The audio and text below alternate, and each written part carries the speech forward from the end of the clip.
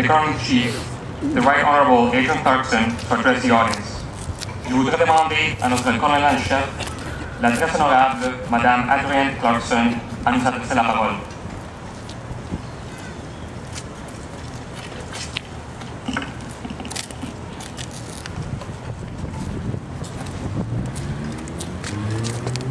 Minister, Vice Defense Chief, Patricias, citizens of Ottawa. 100 years ago, almost to the day, right here, Sir Robert Borden, Prime Minister of Canada, declared, "Freely and voluntarily the manhood of Canada stands ready to fight beyond the seas in this just quarrel." He was our wartime Prime Minister at a time of great trial, and he led Canada through a decisive period of our nationhood, including heading a union government. At the moment that the regiment was ready to depart overseas, Prime Minister Borden reviewed Princess Patricia's Canadian Light Infantry and embodied the purpose of a nation and spoke the words that meant so much to those going into battle. Today, we of the Princess Patricias wish to rededicate our regiment to the service of the people and the government of Canada. I dedicate my lifetime, as Princess Patricia did hers, to serving you as your Colonel-in-Chief. This parade of rededication has never been performed in 100 years, but it is the focus of our celebrations for our commemoration here in Ottawa, where the regiment was first formed up. When Hamilton Gault put out the call for men to join the regiment, who had previously served in the British Empire's armies, within days, 3,000 men arrived in Ottawa by train. Comme vous le savez déjà, notre relais du témoin memorial a traversé le pays depuis Edmonton jusqu'à Ottawa au cours du dernier mois, tissant un lien entre les Canadiens et les Canadiennes dans un grand nombre de villes et villages. Des grandes agglomérations comme Winnipeg jusqu'aux petites comme Espanola. Notre témoin mémorial qui contenait le tableau d'honneur où est inscrit le nom de chacun des 1867 membres du régiment Princesse Patricia qui ont donné leur vie au service de notre pays, a tracé un chemin d'humanité jusqu'à notre capitale. The Patricias departed for war within sight of where this war memorial now stands, which of course in 1914 did not exist. But there are photographs of the formation here.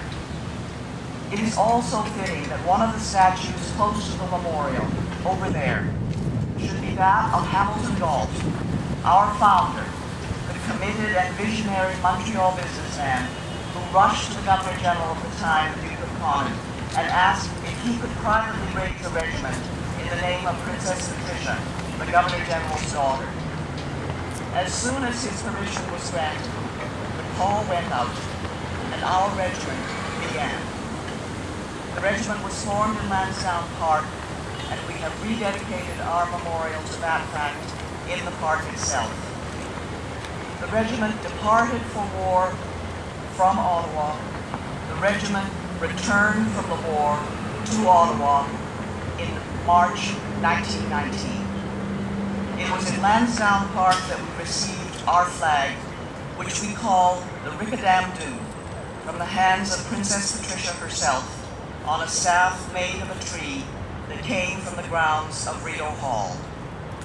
On Thursday, we planted a sugar maple tree at Rideau Hall to replace the one cut down for the staff in 1914. This city, our national capital, Ottawa, is a profound and important part of our history.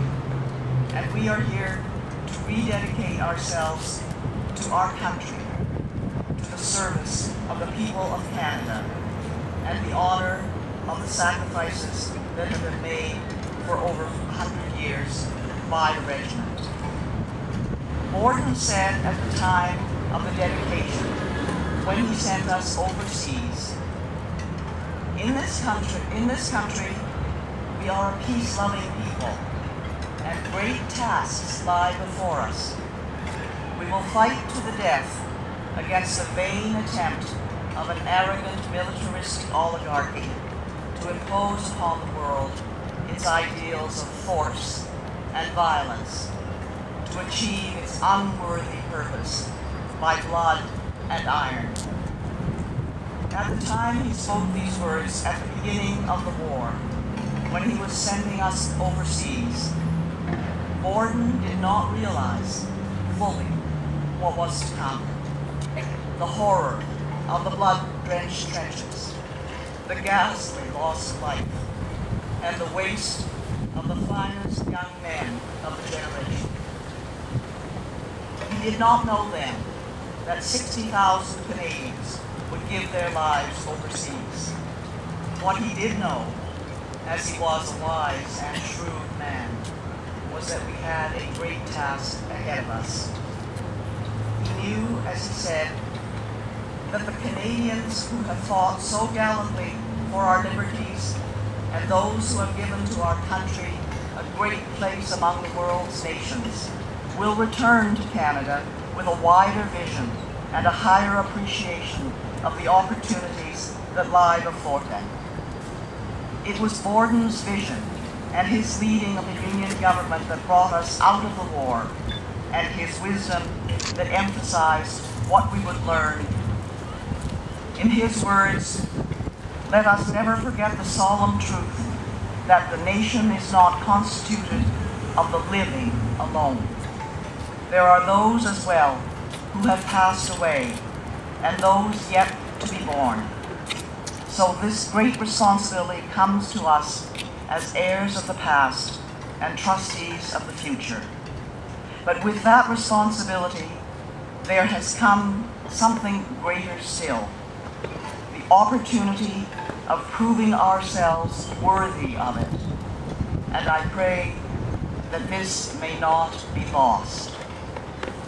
In listening to those words of that great Prime Minister, let us in our hearts rededicate ourselves to our great nation, our noblest motives, and our most selfless sacrifices.